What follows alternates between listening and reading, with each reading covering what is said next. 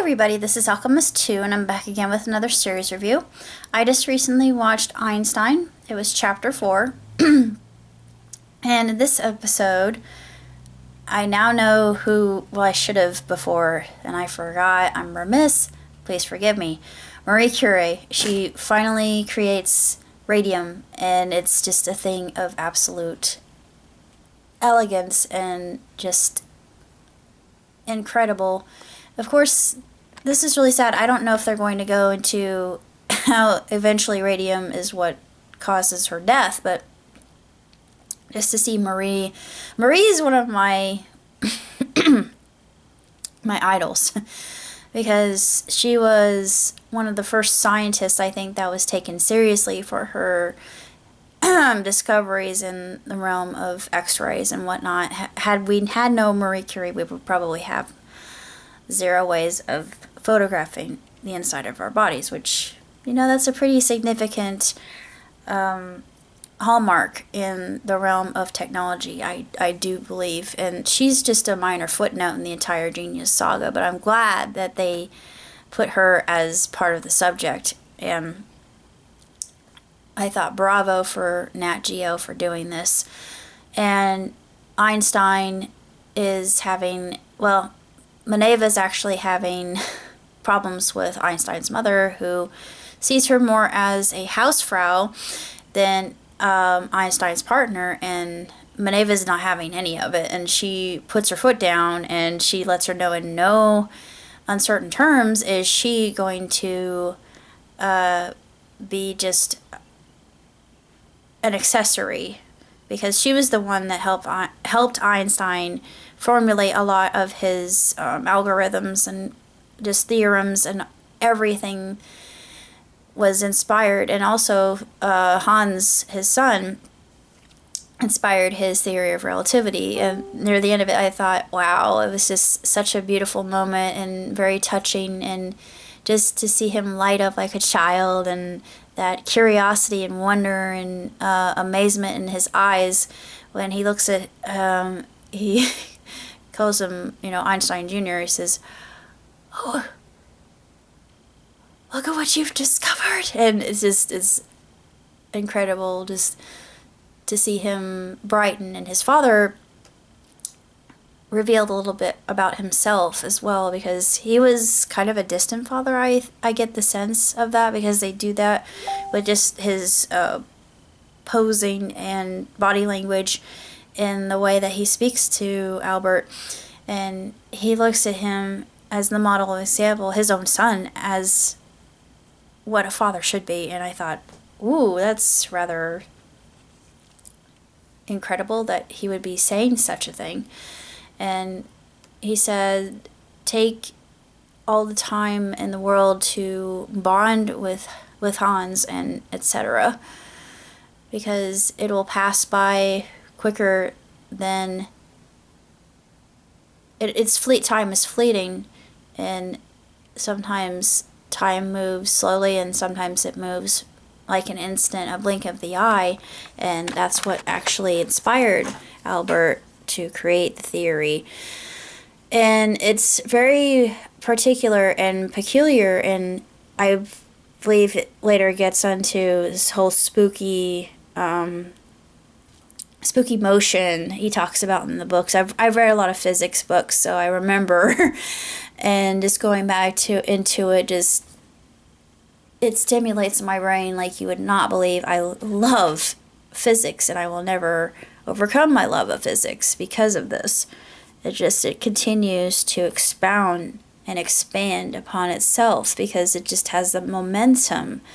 And Max Planck, we learn, has become rather interested with Einstein's theorems and wants to delve a little bit deeper into them. I think that's what formed their friendship. And then I think they're going to get into the Max Planck-Einstein whole equation, which I am really looking forward to. It's going to be the icing on the cake for me.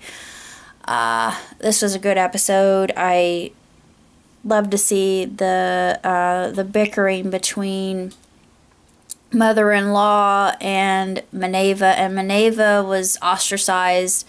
It wasn't really thought proper for a woman to be anything but subservient to her husband.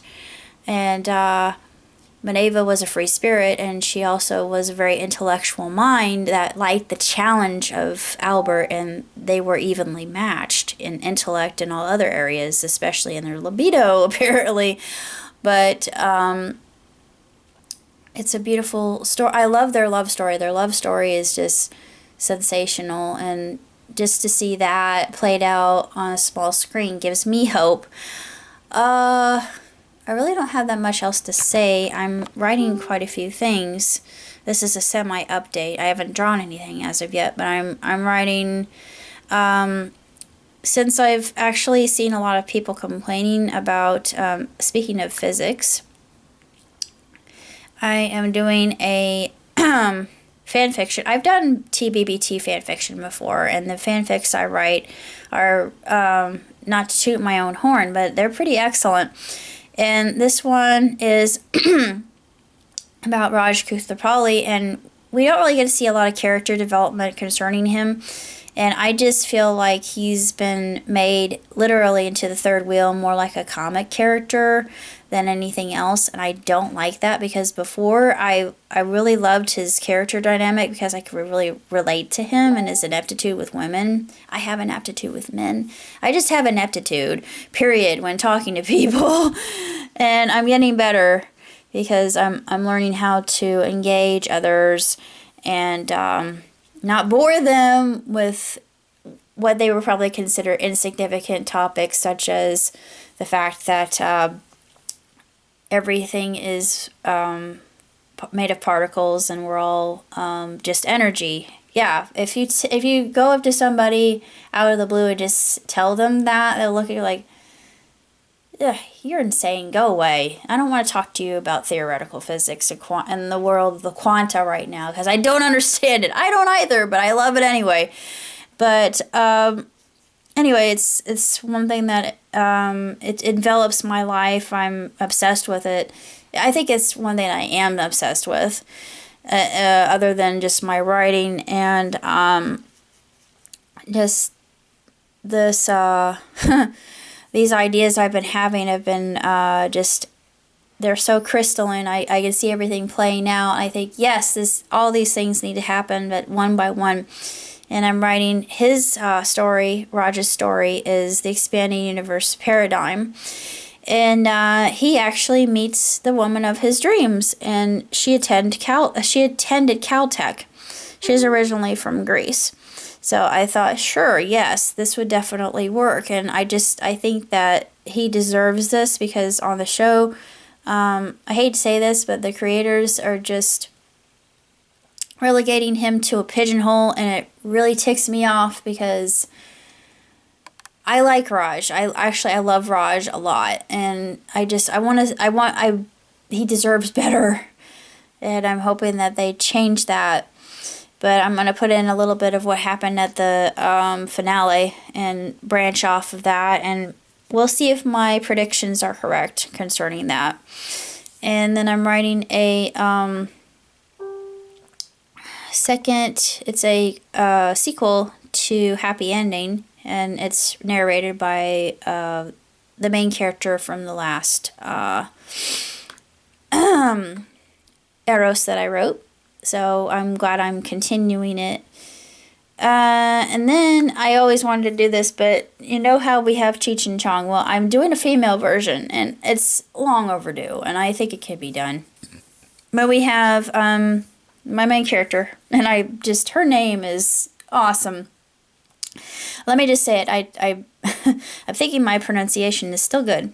Conchita Consuela Maria Lupita Chiquita Lopez, but Conchita, oh yeah, a very long-winded name, and when her mother gets angry, well, then the whole name comes out.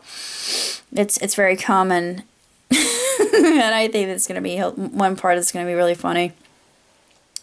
Then there's Lori Chang, who gets a little bit high off of her own supply. She grows weed, and she smokes, and she's kind of a stoner. But anyway, who's calling me at this hour? But that's it. I gotta go. That's all I gotta say about Genius. Live long, prosper. Ciao, Tootsie.